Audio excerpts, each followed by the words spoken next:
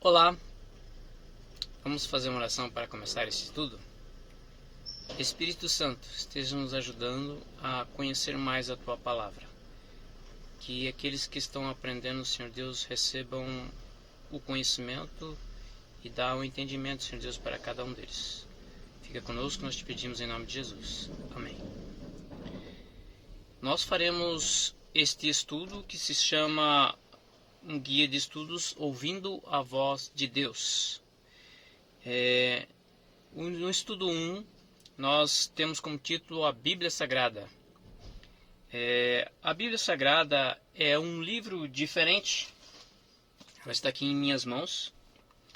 Na verdade, se trata de uma pequena biblioteca contendo 66 livros escritos por cerca de 40 autores das mais variadas culturas, origens e ocupações, durante um período de mais ou menos 1.600 anos.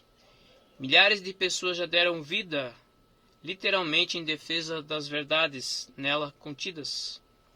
Por abraçarem essas verdades, blasfemos já se tornaram reverentes, ébrios se tornaram sóbrios, criminosos se tornaram confiáveis, ladrões se tornaram honestos, adúlteros se tornaram puros. Então a Bíblia tem esse poder de transformação e de transformar aquilo que é ruim para algo bom, transformado pelo Espírito Santo. O que torna a Bíblia um livro tão especial? De onde vem o seu poder? Que valor ela tem para as nossas vidas atualmente? Essas perguntas serão respondidas neste estudo. Então, abra sua Bíblia e nós vamos ter aqui a primeira pergunta.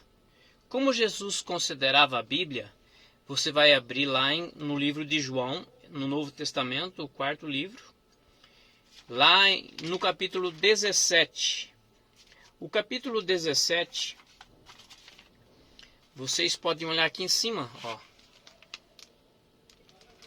E esse númerozinho maior é o capítulo, e o menorzinho que está aqui já nas escritas são os versículos. Então aqui você vai encontrar aqui a seguinte citação: santifica-os na verdade, a tua palavra é a verdade.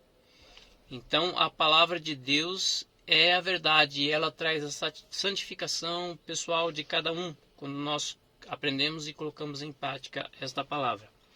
Então você pode completar ali: santifica-os na verdade, a tua palavra é a verdade. Então a palavra de Deus é a verdade. Inclusive nós demos uma cor para essa verdade. Salmo 119, 105 está escrito assim: lâmpada para os meus pés é a tua palavra e luz para o meu caminho.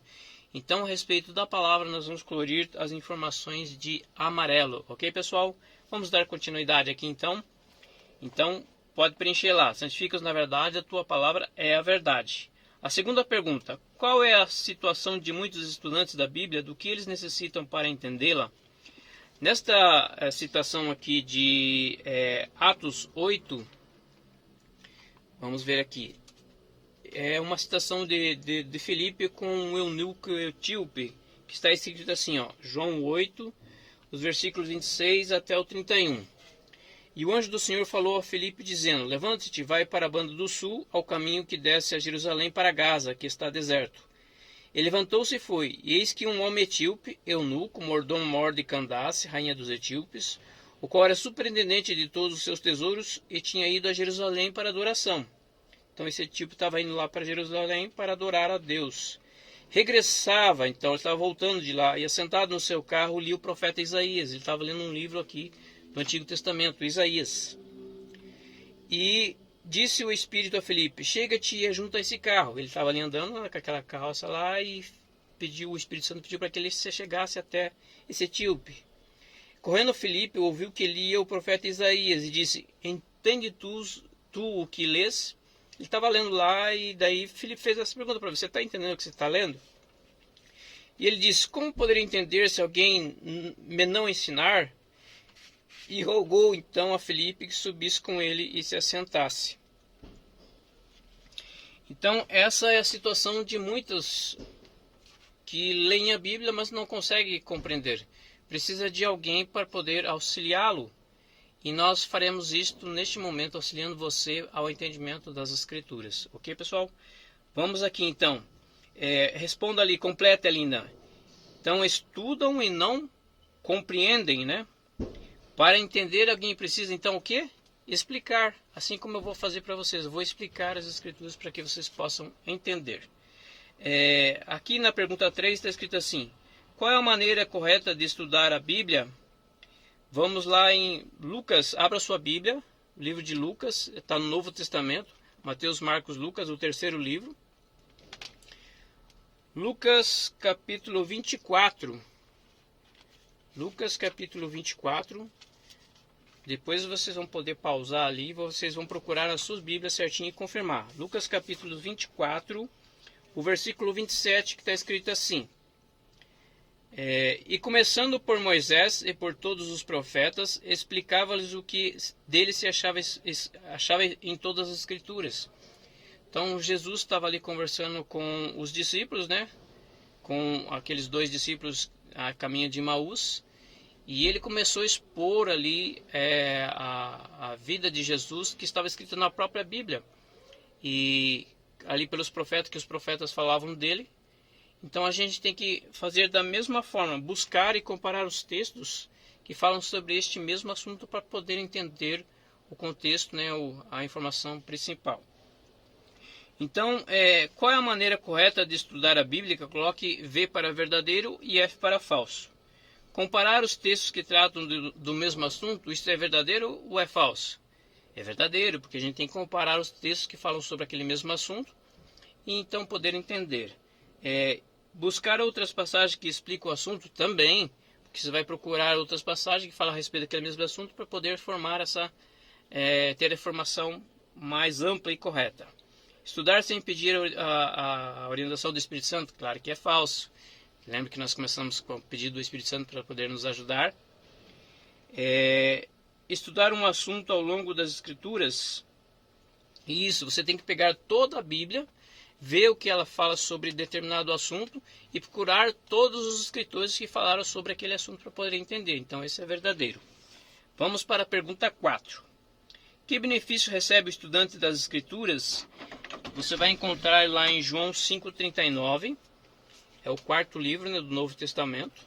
João 5,39, que está escrito assim, ó: examinais as Escrituras, porque vós cuidais de ter nelas a vida eterna, e são elas que testificam de mim. Então, as Escrituras, ao examinarmos, né, ela tem a vida eterna, esse poder de vida eterna, porque ela oferece para nós o conhecimento a respeito de Jesus, que morreu na cruz em nosso favor.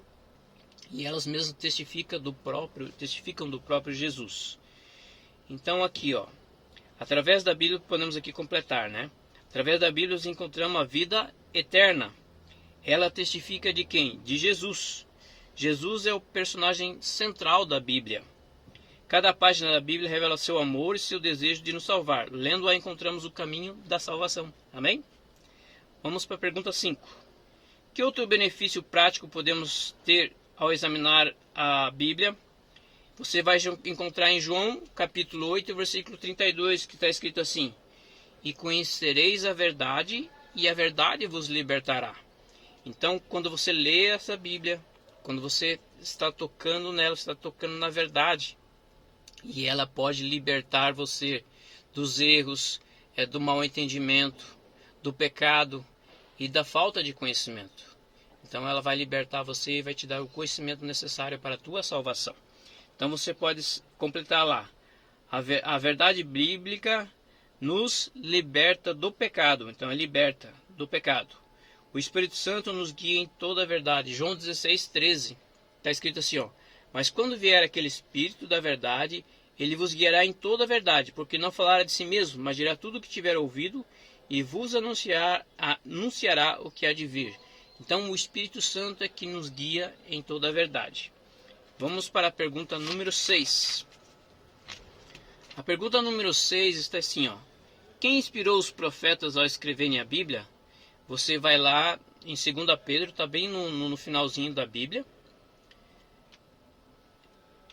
2 Pedro, o capítulo 1, o versículo 21, que está escrito assim, ó. Porque a profecia nunca foi produzida por vontade de homem algum, mas os homens santos de Deus falaram inspirados pelo Espírito Santo. Então tudo que foi escrito aqui foi inspirado pelo Espírito Santo. Não foi pela vontade do homem, mas foi pela vontade de Deus. E você pode preencher ali então. Homens santos falaram da parte de Deus, inspirados, né? Na parte ali completar, pelo Espírito Santo, então. Vamos para a pergunta 7. A pergunta 7, quanto do texto bíblico é inspirado por Deus, está lá em 2 Timóteo 3,16. Voltamos aqui um pouquinho. 2 Timóteo 3,16 está escrito assim: toda a escritura devidamente inspirada é proveitosa para ensinar, para redarguir, para corrigir, para instruir em justiça, para que o homem de Deus seja perfeito e perfeitamente instruído para toda boa obra. Então aqui, quanto das escrituras, aqui, quanto do texto bíblico é inspirado por Deus, marque verdadeiro ou falso. Somente o Antigo Testamento? Falso. Somente o Novo? Falso.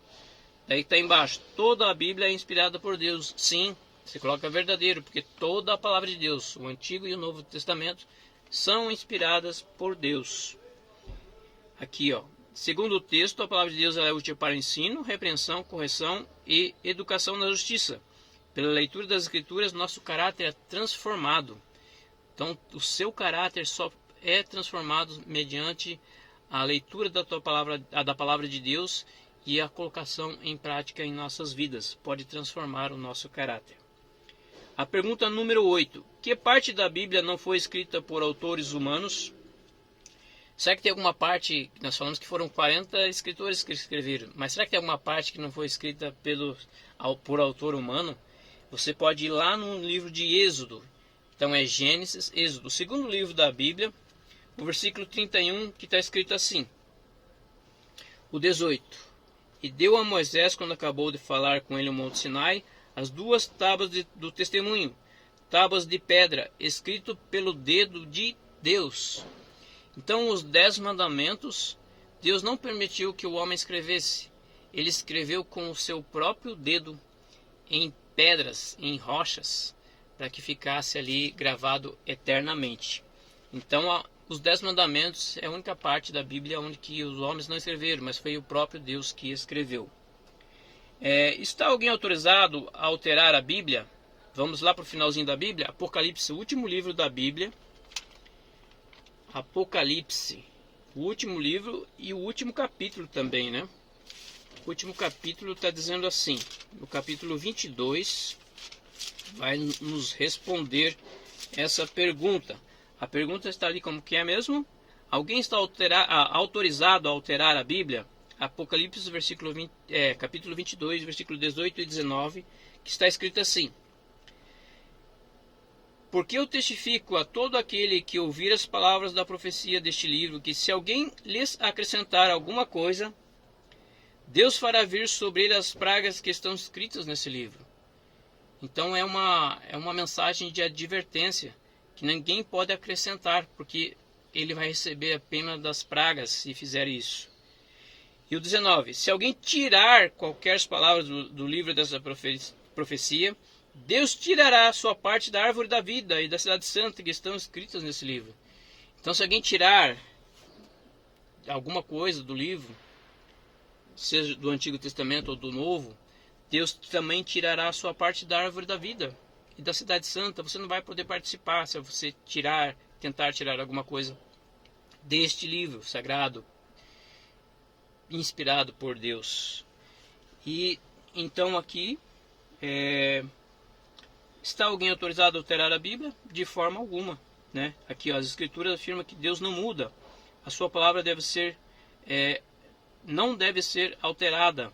Você pode confirmar lá em Malaquias 3,16. Vamos aqui em Malaquias. Malaquias fica aqui no Antigo Testamento. E é o último livro do Antigo Testamento, que está escrito assim, 3,16.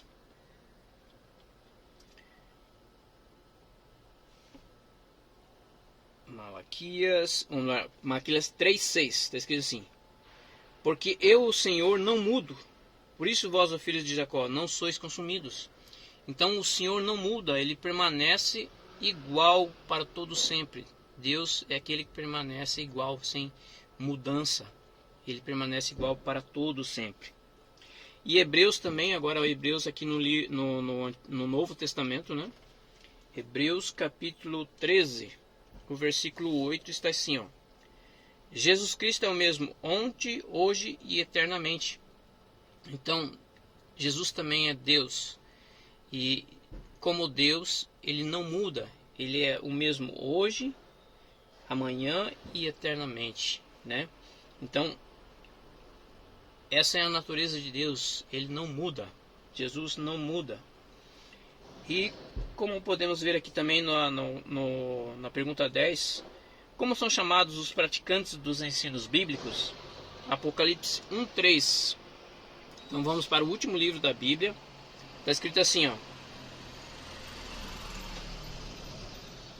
bem-aventurado aquele que lê e os que ouvem as palavras desta profecia e guarda as coisas que estão escritas, porque o tempo está próximo. Esse bem-aventurado é alegre, feliz, né? Quem lê e que ouve, né, as profecias, as palavras desta profecia e guardam o que nela está escrito, porque o tempo está próximo. Então aqui